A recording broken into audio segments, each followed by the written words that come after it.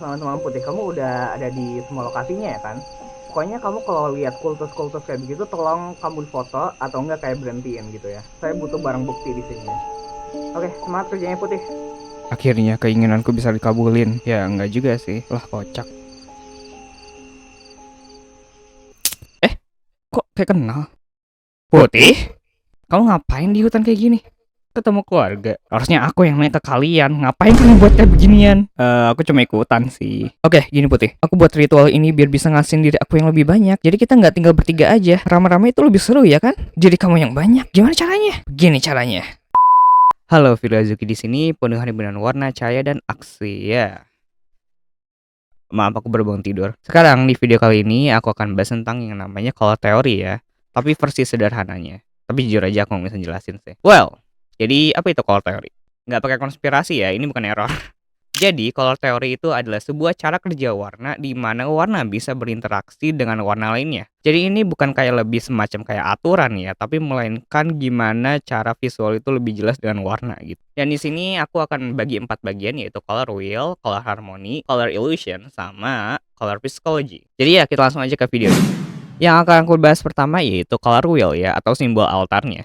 Jadi, roda warna atau color wheel itu simpelnya kayak kumpulan warna ya. Jadi setiap warna itu ada hubungannya. Kalau kalian pengen kerja samain warna-warnanya, itu kalian harus ada skema warnanya biar lebih harmoni. Jadi meski beda tapi bisa diajak kerja sama. Tapi nanti akan aku bahas di bagian yang kedua ya. Dan kalau ditanya posisi yang benar itu gimana ya, nggak ada nunjukin posisi yang benarnya gimana ya. Karena warna yang ada di dalam roda warna itu udah dihasilin sama warna-warna yang di sekitarnya gitu loh. Pertama, ya paling basic banget lah warna primer, yaitu warna merah, kuning, sama biru. Yang dimana warna ini itu nggak bisa dicampur dari warna lain gitu, udah ada satu aja. Dan warna yang kedua itu warna sekunder, warna yang dihasilin dari si primer tadi. Dan warna tersier itu warna-warna di tahap ketiga, sekunder sama primer itu dicampurin gitu. Dan itu dicampurnya itu di sekeliling mereka, di kiri kanan mereka gitu. Jadi kalau untuk dibilang posisi yang benarnya gimana itu ya sesuai dengan urutan warna yang kalian taruhin gitu loh. Nanti bakal tersusun sendiri. Tapi yang paling penting di sini adalah kenapa di roda warna itu nggak ada hitam sama putih atau nggak abu-abu ya. Tapi tenang ya, hitam dan putih itu masih dibilang warna di dunia desain dan seni. Kalau dalam dunia fisika itu soal cahaya ya. Jadi itu nggak dianggap warna. Tapi kalau dalam desain dan seni itu dianggap warna. Itu kenapa warna putih, hitam sama abu-abu itu adalah warna premium gitu.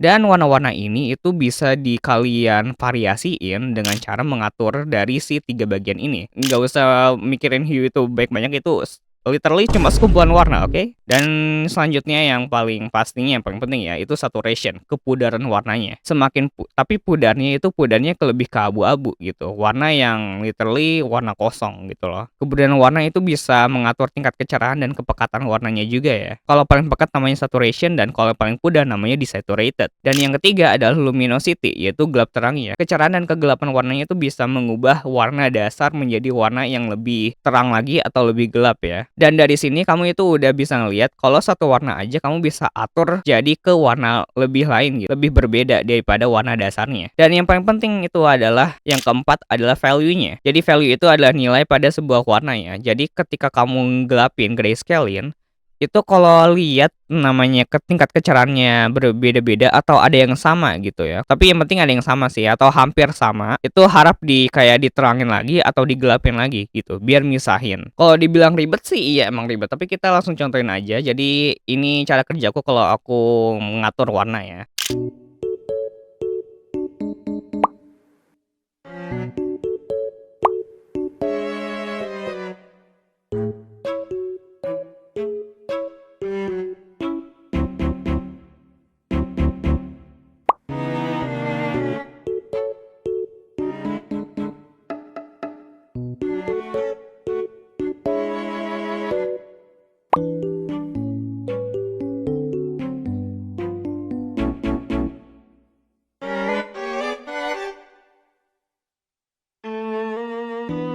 Kita lihat perbedaannya, value itu sangat penting kayak buat misahin warna dengan kepekatan yang sama gitu. Tapi ingat kelebihan dan kekurangan juga nggak bagus ya. Jadi menurutku kalau value yang bagus itu adalah warna yang bisa dilihat dari jauh itu masih kelihatan jelas. Meskipun lihat kamu dari warna berbeda, tapi kalau saat di abu-abuin semua, itu pasti ada tekanan yang sama gitu. Warna abu-abu yang sama. Jadi, warna hitam dan putih itu masih disebut warna. Dan dua, value itu untuk memisahkan tekanan pekatnya warna. Dan yang ketiga, warna itu yang paling gelap adalah warna yang paling pekat. Dan warna pekat kalau dalam value itu warna yang paling gelap. Kalau kalian lihat di papan tulis color wheel yang aku buat saat ini, pasti yang paling ngonjolin itu bukan kuning, merah, tapi melainkan biru gitu ya. Jadi biru itu kalau kita abu-abuin itu di value-in ya, itu lebih pekat. Oke, itu aja untuk altar. Jadi kita langsung aja ke bagian yang kedua, itu color harmony atau skema warnanya, color scheme. Jadi apa perbedaan color scheme dan color harmony? Jadi color scheme itu kayak perpaduan dan interaksinya, dan color harmony itu kayak keseimbangan estetikanya gitu loh. Aku tulis di sini color harmony karena kita lagi membahas kayak keseimbangan dan estetikanya gitu ya. Aku di sini udah ada 5 skema warna, yaitu monochrome, monokrom, analog, complementary, triadic, dan tetradic. Jadi kalau kamu susah milih warna atau lupa sama color teori, ingat aja monochrome. Jadi ini biasanya aku selalu ingetin pas suka gambar gitu. Jadi kalian kalau kelihatan aneh ya, whatever. Monokrom, analog, complementary, triadic, dan tetradic ya. Sebenarnya ada ya yang persegi ya, cuma aku nggak taruhin karena itu pasti mudah banget diingat kalau persegi mah ya. Jadi kita lebih baik ke baloknya aja. Karena penting dalam mengatur warna adalah ingat cara ngatur warna, oke? Dan aku selalu gunain rumus ini kalau aku ngewarnain suatu karakter atau suatu objek ya. Jadi warnanya nggak usah diseimbangin, tapi ada satu warna kecil untuk poin utamanya. Jadi rumusnya itu 60%, 30%, 10%. Nah, warna focal pointnya itu paling dikit. Dan warna dasar itu paling banyak di bawah. Kayak seiring berjalannya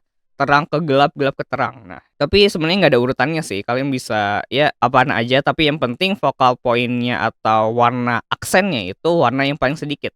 Dan kamu pasti udah nyadar kalau warna yang kamu pilih ini bisa jadi banyak warnanya. Yang pertama tadi aku bilang ya, dengan mengandalkan saturasi dan gelap terangnya. Dan kalau ngomongin banyak warna, aku kenalin sama 2 mode warna ini dulu ya, yaitu RGB dan CMYK. Kalau untuk digital, kalian pakainya RGB ya. Dan untuk CMYK, itu untuk print. Jadi warna RGB itu warna yang dihasilkan dari cahaya monitor atau layar kalian ya, yang bisa ngasih warna terang yang kamu tonton saat ini. Dan kalau ngomongin RGB dan soal defense, untuk seorang artis kayak kalian, kayak harap punya defense, punya gamut warnanya itu RGB 90 atau sampai 100% ya. Tapi aku sangat rekomen 100%. Cari di Google merek monitor, HP atau laptop kalian gitu, pentap kalau bisa jadi pentap LCD, terus ketik color gamut range. Nanti di situ bakal muncul color gamut yang perangkat yang kalian pakai saat ini gitu. Kalau lebih dari 100% itu warnanya bakal jauh lebih hidup lagi ya. Tapi itu bakal beda banget sama monitor-monitor atau kayak layar yang biasa kita pakai gitu yang 100%. Jadi kadang warnanya agak kurang akurasi warnanya gitu. Tapi at least kalau kalian punya kayak pelanggan atau klien gitu yang ngasih karakter yang udah ada warna dasarnya, ya ikutin warna dasarnya aja, oke? Dan kalau untuk warna CMYK, warna yang dihasilin itu dari tinta yang bisa ngasilin warna gelap. Kalau terlihat pudar ya ini gambarnya pas di print gitu. Kamu bisa atur lagi agar bisa ngasilin print yang lebih jelas. Harusnya dari awal kamu harus mutusin karya kamu itu mau di print dan dihasilin bentuk produk atau dijadiin elemen digital aja gitu. Jadi kayak sebelum gambar, semastiin dulu ini yang mau RGB atau CMYK, mau di print atau jadi elemen visual aja gitu. Pastinya saat memilih color harmony atau pemilihan warna, kalian pastinya nggak langsung nyomot aja dari roda warnanya kan ya. Pasti harus diatur-atur lagi. Nah, yang kalian butuhin saat itu adalah namanya color palette ya. Aku sangat rekomendasiin banget kalian kalau pengen cari color palette itu di Color Gear. Itu ada di aplikasi App Store. Dan kalau pengen langsung ke pengaplikasiannya, itu langsung aja ke paleton.com. Cari aja di Google ada. Tapi aku nggak mau back spoiler, tapi ya you should try. Color palette-nya udah lengkap atau gradient palette-nya udah lengkap, itu udah enak banget saat kamu udah milih warna yang lebih tepatnya itu gimana gitu. Tanpa harus ngatur-ngatur lagi kan itu buang-buang waktu. Lebih baik kamu harus ada color palette-nya gitu. Tapi warna itu bisa berubah karena sekelilingnya, tau nggak sih? Kita akan bahas ke bagian yang ketiga, yaitu color illusion. Dan aku bilang lagi ke bagian awal, yaitu interaksi warna. Kita mulai dari ilusi sederhana aja dulu ya, yaitu yang paling klasik aja. Garis ini adalah abu-abu. Nggak percaya? Here. Pasti kalian kalau ngedip tuh, aduh, ini ngerusak mata banget sih jujur ya. Kalian kalau punya mata minus atau apa ya, aku sangat merekomendasikan untuk tidak menonton video ini.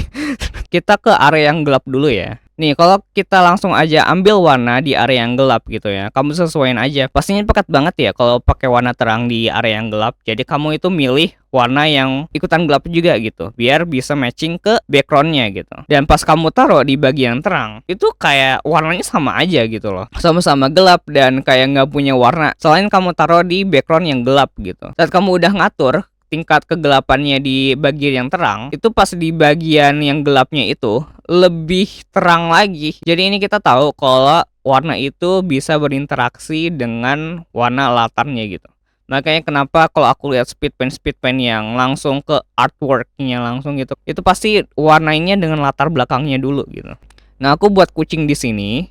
Nah, dan aku make warna di bagian yang gelap itu pakai warna-warna yang desaturated tapi dengan warna lain gitu. Nah, saat kamu pengen warnain di bagian area yang gelap, kalau pengen langsung ambil aja tanpa nggak usah multiply atau apa gitu kayak terlalu ribet ya kalau menurut kamu. Itu aku biasanya langsung ambil aja dari warna lain, karena kalau warna-warna yang ngikutin dasarnya dan juga disaturatedin itu warnanya bakal lebih agak cerah gitu, nggak terlalu ngikutin sama warna dasar yang si kucing ini gitu loh. Jadi aku ambil warna yang berdekatan, aku ambil warna kucing ini pakai desaturated green ya, atau warna hijau yang desaturated ke bagian area yang abu-abu, dan juga warna merah, jadi aku agak turunin ke desaturatednya gitu. Kenapa aku lebih milih pakai warna yang desaturated dibanding kayak tinggal multiply aja gitu? Enggak guys, ini warnanya kalau pakai yang desaturated atau warna-warna lain selain warna dasarnya gitu loh, itu warnanya jadi lebih bervariasi, tau nggak? Jadi pas saat kamu menggambar di area yang gelap atau warna-warna yang udah dicampur sama backgroundnya itu kayak lebih berwarna gitu, nggak kelihatan pudar banget, nggak plek-ketiplek gitu loh. Jadi intinya warnanya itu lebih banyak dan warnanya itu bisa berubah pas saat ada latarnya gitu. Dan tipsnya itu kayak buat latarnya dulu saat menggambar. Makanya kenapa banyak konten-konten gitu yang kayak it's not a green, it's not pink, itu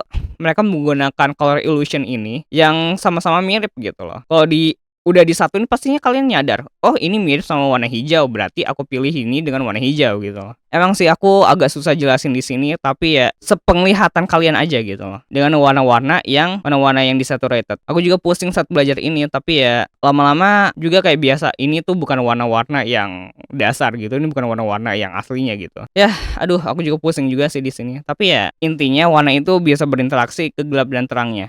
Jadi ya at least kamu bisa mencocokkan warna kamu di bagian area-area yang gelap atau terangnya gitu loh. Dan kita langsung aja ke bagian yang terakhir akhirnya, yaitu color psychology. Yang pertama akan aku bahas adalah warna merah ya. Jadi warna merah ini itu lebih kuat, berani, agresif, dan lebih marah ya. Jadi aku buat versi yang si merah ini, si Azuki ini itu lebih ke soldier, militer gitu. Karena dia itu punya sifat yang paling berani di antara Azuki-Azuki yang lain gitu. He's a strong person, you know. Dan warna oranye itu warna yang ramah, hangat, dan juga kayak optimis gitu. Jadi untuk Azuki yang oranye ini itu dia sifatnya kayak lebih warm, pendengar yang baik, dan juga dia lebih kayak anak senja banget, suka bersepedahan. Just a good guy. Karena warna kuning di Azuki ini, dia itu party animal, dia lebih ceria, dia lebih aktif, dan dia juga paling buat masalah gitu ya. Karena warna kuning itu juga termasuk warna-warna yang lebih bahaya gitu. Bahaya banget kalau udah ada kuning. Dan warna hijau adalah warna dari kayak keseimbangan dan pertumbuhan ya. Itu warna-warna alam, itu kayak kesegaran banget gitu. Aku buat versi Azuki yang hijau ini tuh lebih kalem dan lebih santai. Aku buat desain karakter ini kayak lebih kayak ke gereja, apa ya, pendeta-pendeta gitu. Orangnya ya easy going aja. Dan warna biru, nah warna biru ya nggak usah dibahas lah ya. Warna biru udah sering muncul. Tapi warna biru itu warna yang punya ketenangan, kepercayaan, dan juga aku suka warna biru ya karena itu warna-warna yang apa, bisa buat cewek sama cowok juga gitu loh. Dan warna biru tua itu warna-warna yang berpendidikan, moralisme. Dan untuk Azuki yang versi biru tua ini, itu versinya kayak lebih pintar dan lebih cerdas dibanding warna-warna yang lainnya juga gitu loh. Untuk selanjutnya yaitu warna ungu, itu menggambarkan spiritualitas dan kemewahan ya. Makanya kenapa di Azuki versi warna ungu ini aku buat lebih kaya dan apa ya, lebih majestic dibanding Azuki-Azuki yang lain. Dan untuk warna pink adalah warna-warna kasih sayang dan ketenangan. Warna cinta ya. Warna cinta itu warna pink, bukan warna merah, oke? Untuk versi Azuki yang warna pink itu kayak lebih soft boy dan juga kayak dia itu desainnya kayak pengotak surat ya, surat-surat cinta atau surat-surat pengantar barang gitu loh. Kalau ditanya warna coklat itu warna apa? Warna coklat itu menggambarkan warna bumi yang stabil dan nyaman, keamanan dan kesederhanaan juga gitu. Aku buat di sini kayak lebih gemuk karena dia warna-warna beruang gitu ya. Sifatnya itu lebih kayak kuat, teguh, tapi juga agak bosenin juga sih. Dan untuk warna abu-abu, ini warna-warna yang agak depressing ya si Azuki ini kalau untuk versi abu-abu. Untuk Azuki yang versi abu-abu ini kayak apa ya, less conversation banget. Dia suka penyendiri dan juga kayak beda dari Azuki yang lainnya juga. Yang punya emosi dan juga warna, tapi dia adalah orang yang paling depressed sendiri gitu. It's kinda depressed, but okay. Jadi, kesimpulannya adalah warna adalah sebuah elemen visual yang dapat berinteraksi serta memiliki makna tertentu pada apa yang dihasilkan, seperti menggambarkan lambang, ide, suasana, dan dalam desain visual ya. Dan yang paling penting adalah perbedaan warna itu bisa terjadi ketika warna lain itu lebih besar di atas warna lainnya gitu. Lebih berinteraksi dengan warna yang lebih besar. Dan iya, ini aku sederhanain ya semampuku aja ya. Emang kalau belajar warna itu agak lebih susah ya kalau nggak diterapin secara langsung ya. Dan kalau aku juga kalau mau animasi itu pastinya warna-warna yang pengen gelap atau terangnya itu pasti diatur-atur lagi dan banyak asetnya. Karena semakin banyak latarnya, semakin juga warna dasarnya gitu. Karena akurasi warna itu sangat penting, oke? Ya, segitu aja untuk video kali ini. Mohon maaf aku kalau ada salah atau apa. Dan kalau kalian ada pertanyaan atau kayak request, silahkan di kolom komentar, oke? Jangan lupa baca komikku, Sparkle Angel dan juga The New Member di Webtoon. Dan jangan lupa like dan subscribe untuk video kali ini. Dan ya, ikut komunitasku di Discord dan di WhatsApp. Ya, segitu aja untuk hari ini. Semangat gambarnya. Bye!